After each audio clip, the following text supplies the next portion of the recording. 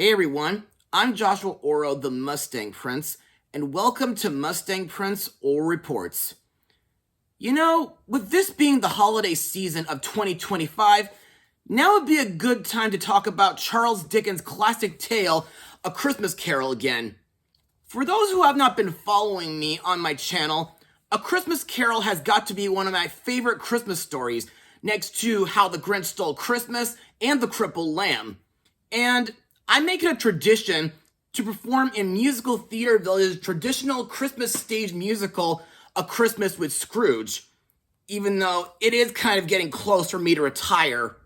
By the way, this holiday season marks my 20th Christmas with Musical Theater Village, and over the years since I joined them in fall 2005, I've had an absolute blast spreading the holiday cheer to so many people whom have come to see it.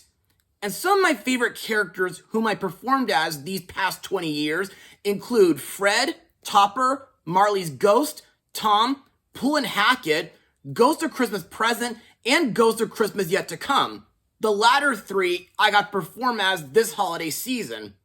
Also, most of you may not know, but Musical Theater Village wasn't the only theater where I got to perform in a Christmas Carol themed show.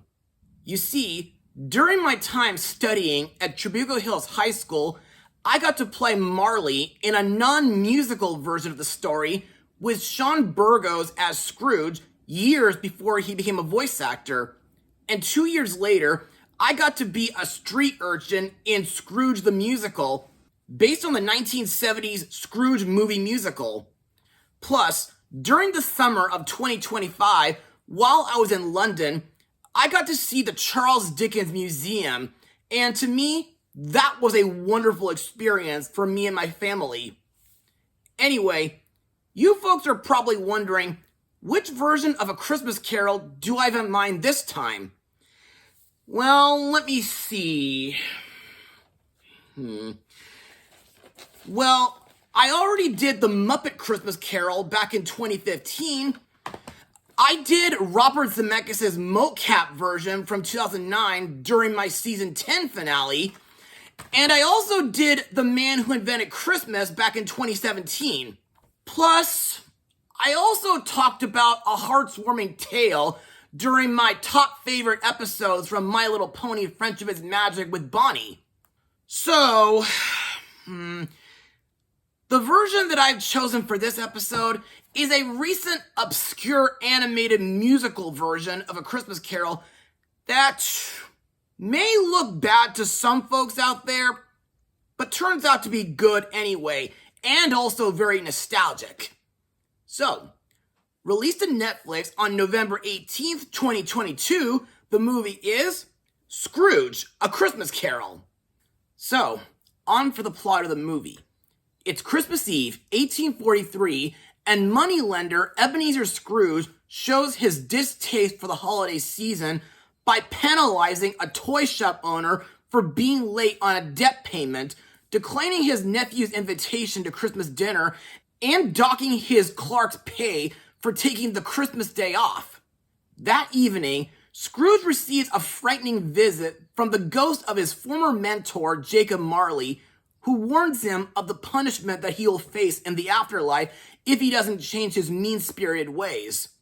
Marley's ghost also tells Scrooge to expect 3 more visits from 3 powerful spirits, the ghosts of Christmas past, present, and future. The first visit reminds Scrooge of his painful experiences that shaped him, while the second shows how his actions hurt others. The last stop is a peek into the grim future that awaits him. In the end, Scrooge must decide his own fate. So, what do I think of this? Well, in my personal opinion, despite a couple hiccups, I thought this version was pretty interesting, and I think it's 10 times better than this version. But in order to explain what I mean, let's head over to Mustang Notes. Now, this was one of 2 Christmas Carol adaptations that went straight to streaming during the holiday season of 2022. The other one being Spirited on Apple TV+. The film was directed by Stephen Donnelly, who in the past was an art director and producer of the Lost in Oz series, and he directed Welcome to Monster High. The film was produced by UK-based Timeless Films, who also helped with the Rock Dog trilogy, along with Postman Pat the Movie, Pets United, and Extinct, in association with Access Studios. Much of the production of the film took place during the pandemic lockdowns, so director Donnelly and producer Ralph Camp, CEO of Timeless Films, knew that they had some challenges ahead when they started the project. The crew focused on making their version of the story something that retained the essence of the classic while giving viewers something new at the same time. Director Donnelly and his crew plan to do a full research tour of what still remains of Victorian-era London, but unfortunately, COVID-19 hit just as they were about to get started. So, they switched plans and consulted experts in the area to make sure that they were capturing the essential essence of the time. Once the research was done, Donnelly chose a look more in line with magical realism or even a fairy tale because he wanted to distinguish this film from some of the black and white costume dramas that we've all seen played during the holidays. Instead, they were visually inspired by things like William Logsdale's paintings, especially his famous 1888 work, St. Martin in the Fields. Interesting. Now, what are my thoughts on the animation? Well, in my personal opinion, this style of CGI is pretty interesting. Yes, I like the fact that it was inspired by the already mentioned William Logsdale art, but I like that the characters and their movements were designed by animation supervisor Simon Allen, who in the past helped with animation for Toy Story 3, Brave, Up, WALL-E, Ratatouille, and Happy Feet. He was also the head of animation for the MCU's Ant-Man and the Wasp: Quantumania after this movie. Also, I find it kind of thought-provoking when the backgrounds turn purple while Scrooge is being lectured by his 3 ghostly visitors. By the way, there's something that I need to say regarding this version of A Christmas Carol. Yes, I understand that it's supposed to be an animated remake of the 1970s Scrooge movie musical, but there are some slight bits that make me think of other Christmas Carol films, like the 2009 Robert Zemeckis' mocap version, the 1997 animated version with Tim Curry, Mickey's Christmas Carol, and the 2004 Hallmark version starring Kelsey Grammer, based on the 1994 stage musical. Also, there are a couple other things that I noticed, most of which I want to mention later, but anyway, the sign on Scrooge's counting house does not say Scrooge and Marley. Instead, the names are switched. And I've also noticed that the charity gentleman, whom my friends at Musical Theater Village name Poole and Hackett, along with Old Joe and Mrs. Dilber, are absent in this version. Also, there are a few funny and scary moments in a couple scenes. And now, let's talk about the film's song numbers. Like the 1970 film, the songs were written and composed by Leslie Bricusse, who also did songs for Dr. Dolittle, Willy Wonka and the Chocolate Factory, Jekyll and Hyde, Hook, the first 2 Home Alone films, Tom and Jerry the movie, The Land Before Time 4, Journey Through the Mists, Santa Claus the movie, and of course, surprisingly, Cats Don't Dance. Sadly, the songs written for this film were among the last that Leslie contributed to a film before he passed away on October 19th, 2021.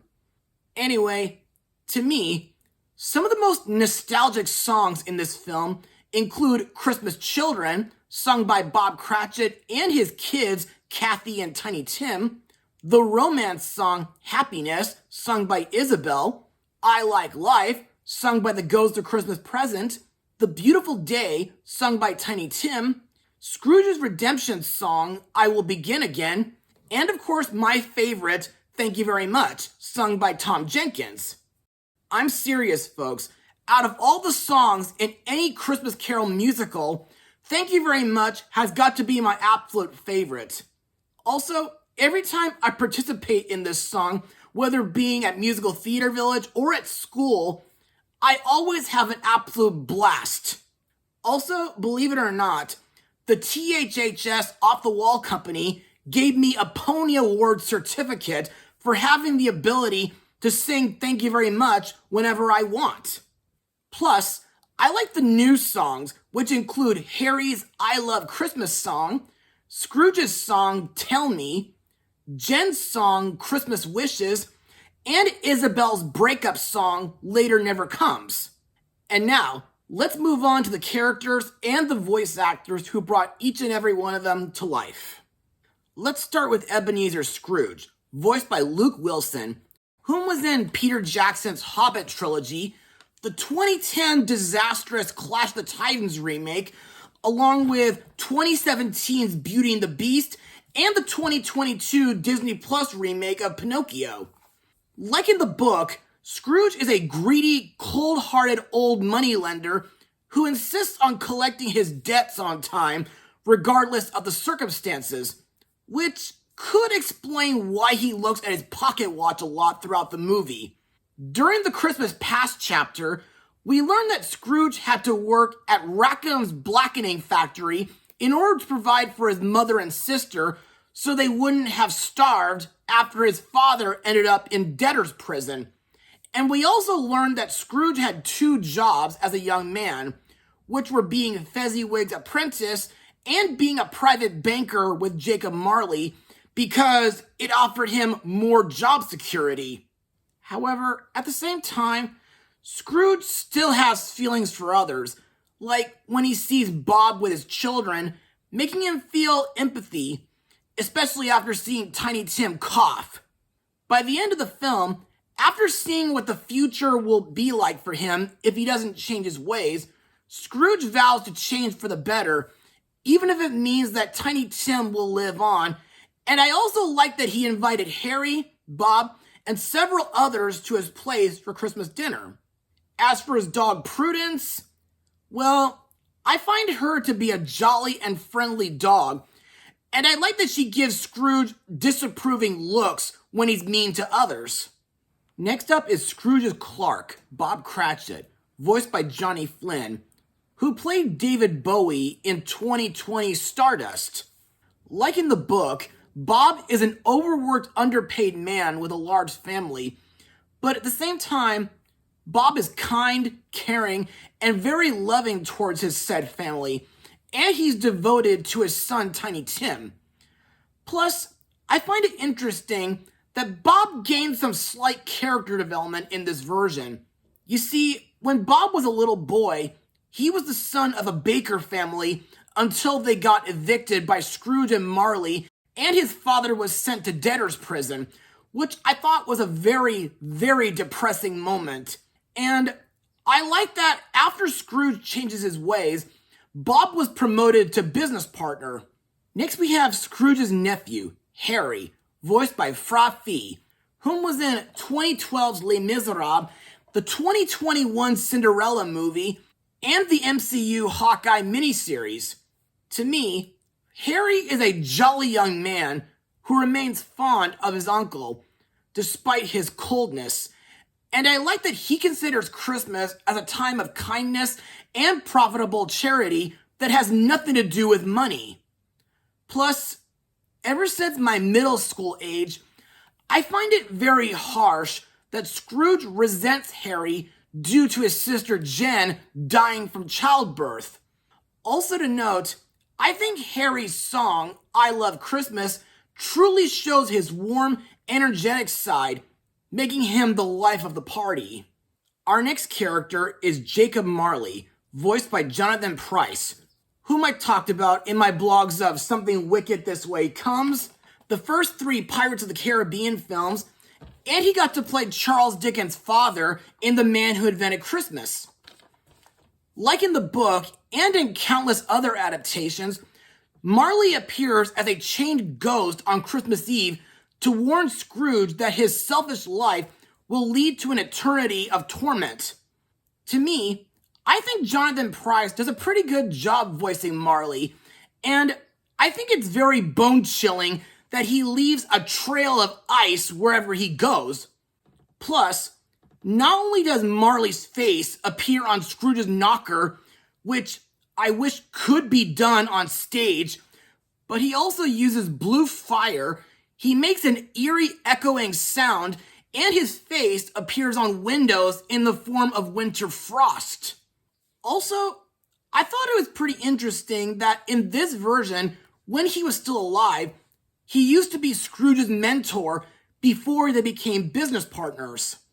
And now, on to the three ghosts of Christmas, starting with the Ghost of Christmas Past, voiced by Olivia Colman, whom was in Hot Fuzz, The Mitchells vs. the Machines, Locksmith's Ron's Gone Wrong, DreamWorks' Puss in Boots: The Last Wish, and of course, Wonka.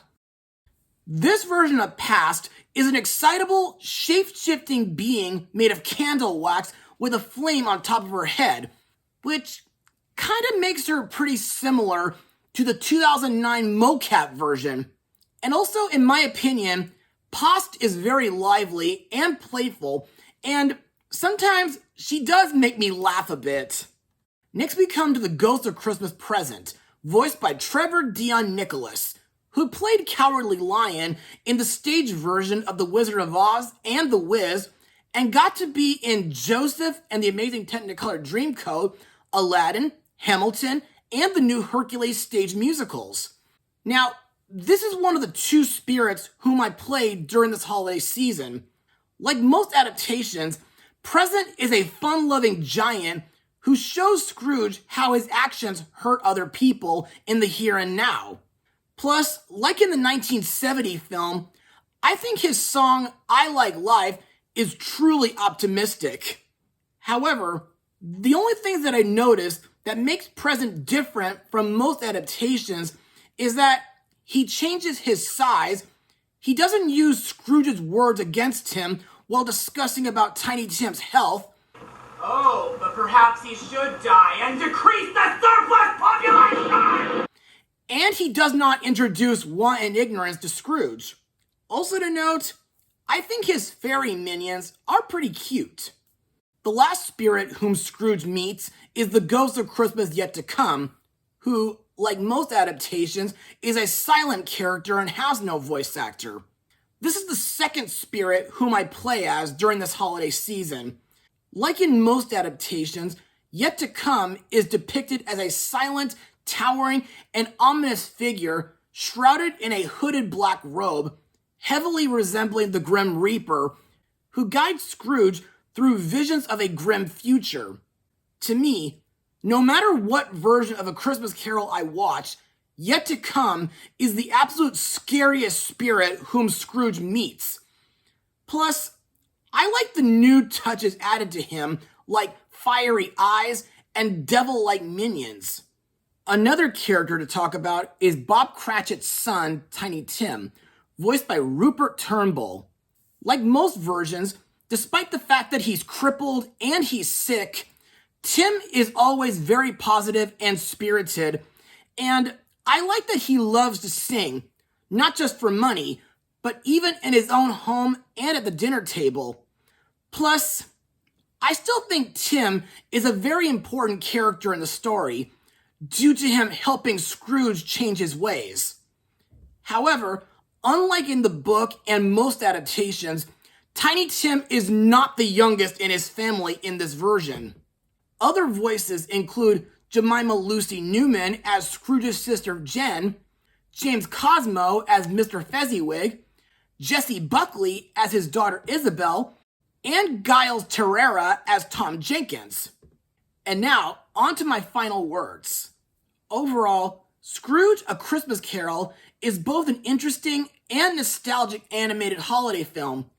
Despite a couple of hiccups like the pacing, I think the animation is pretty neat, and the songs by Leslie Bricusse, may he rest in peace, range from jolly to fun to emotional. Plus, I think the voice acting is absolutely spot on, and the story is still a classic Christmas tale about living life in the past, present, and future. And I'm making a tradition to watch this movie every year during the holiday season, along with other Christmas classics. As for my rating, I'm gonna give it a 92% out of 100. Well, that's all for... Sir, I'm sorry to interrupt, but I'd like to remind you and your viewers that there's gonna be 2 Christmas Carol films being released during the following 2 years. One starring Johnny Depp and another one starring Willem Dafoe.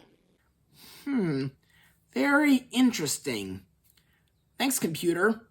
Anyway, be sure to join me for my next holiday blog, where I look at an underrated 3D film, which was a very special Secret Santa present from one of my musical theater village friends from a long time ago. Mustang Power. Taste the gingerbread and apple dumplings. Oh, stuffing in the turkey will be something. As fun we lift our voices, yes,